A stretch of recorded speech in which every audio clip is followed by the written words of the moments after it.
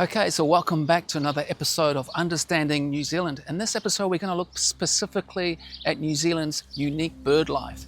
And New Zealand's bird life has evolved over quite a few million years, and in particular, probably the last 25 million years. Prior to that, there was a little bit of what's called a submerged event where most of New Zealand was covered in water, and they believe that's had a large extinction event for New Zealand. That was in the sort of around about 30 million years ago. But in the last 25, most of the species, including plants that we know today and birds, have sort of evolved. Some birds obviously have been recent arrivals. We've just recently had an owl that's sort of arrived in the 1940s, but these are usually birds that have arrived in a storm, and say from Australia, or migrating birds from the Pacific who have decided to stay. Of course, a lot of New Zealand birds have evolved to be flightless, and this was probably quite a good thing for a while because there was ample food, not too much of the predators around. Although a lot of the birds have become quite camouflaged because there were still bird predators like the Haast eagle. They're one of the giant eagles in New Zealand that's now extinct. So in this video, we're going to have a look at how birds have sort of had an impact on New Zealand's fauna. And of course, this plant here is a coprosma. It's got a interesting sort of form, which is a divaricating form. And what they believe this is a type of heteroblasty, which heteroblasty means there's two different forms. There's a juvenile form and an adult form. So in a lot of plants, as they grow older, they will evolve slightly different leaves or different forms. And in this one here, we've got a divaricating habit, which means it's got interlaced branches and smaller leaves. This could have been possibly an adaptation to stopping animals browsing in it and eating the leaves, like the moa. And other plants that we know of are things like the Pseudopanix ferox and crassifolius, which are the lancewoods, and they have got a very distinct juvenile form with long leaves, quite sort of sharp little sort of thorns on the end. And as that plant gets taller and in its adult form, it gets a shorter, more sort of stockier leaf, which is interesting. They hypothesized that could have been possibly bird feeding, but it also could be just adapting to light conditions. But New Zealand has a lot of heteroblasty, which makes a lot of the plants here very unique. Okay guys, we're going to take a deeper dive into birds today, and of course one of the books I really recommend is one by Andrew Crow. A lot of his series of books are very informative, very interesting. I'll put a picture up of one of the books I use for references, and we're going to take a look around the local areas, so what's common in people's gardens and what's not so common. There's a lot of birds that have become extinct, obviously through predation from rats and stoats, and obviously people as well have done a lot of damage to New Zealand's system. Okay, let's take a deeper dive. This is all the different animal species that have gone extinct, and there's quite a few of them. Look at this. It's the Waitomo frog, New Zealand grayling. Here, the Huia Haast eagle. Right on the South Island there.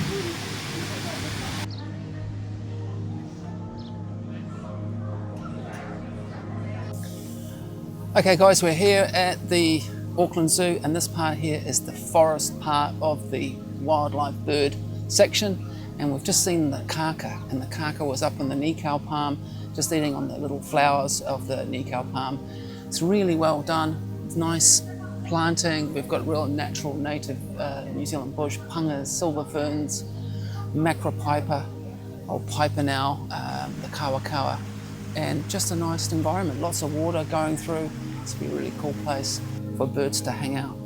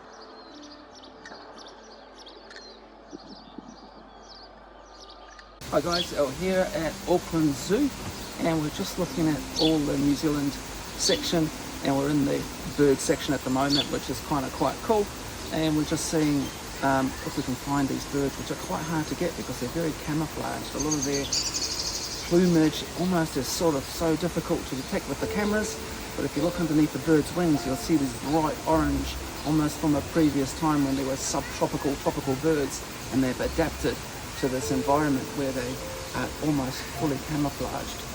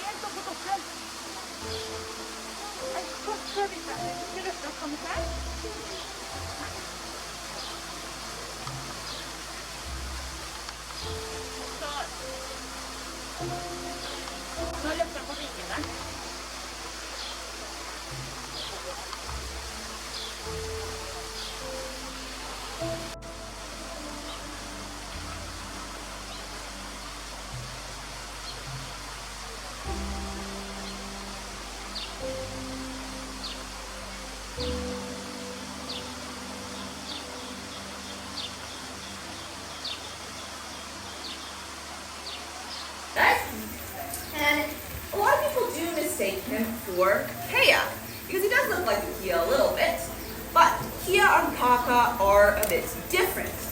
Now I'll tell you the differences between them. Kea are a lot more green, they're a lot bigger as well too, and they're from the South Island. While as kākā are found all over New Zealand, they're also a lot smaller and they're beautiful red like heraldids. Now kākā are known to drink nectar from flowers. They have a bit of a sweet tooth, really, compared to Kea. Kea eat different things than kākā does. And so kākā, they like very, very sweet things, like nectar from flowers, like Harold was showing off to you there, getting out that juicy bit of nectar from inside the flower. And they also like to eat bugs. So you can see him reveal a baby weta on the side of that log there.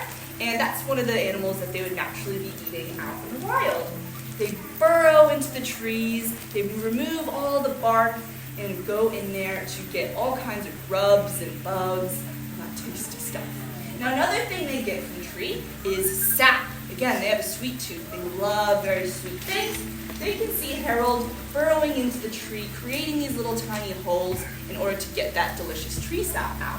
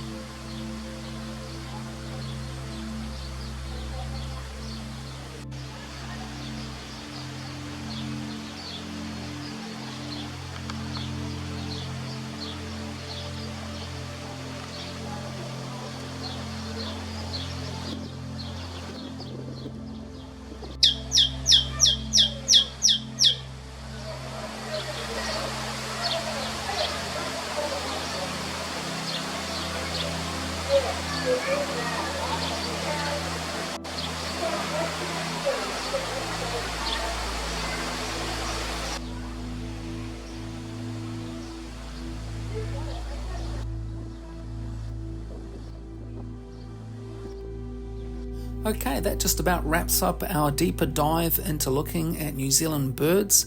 There was a lot that we couldn't cover, like the pūkeko and obviously the kākā. These are quite endangered species, so even seeing them in places like the zoo is almost impossible.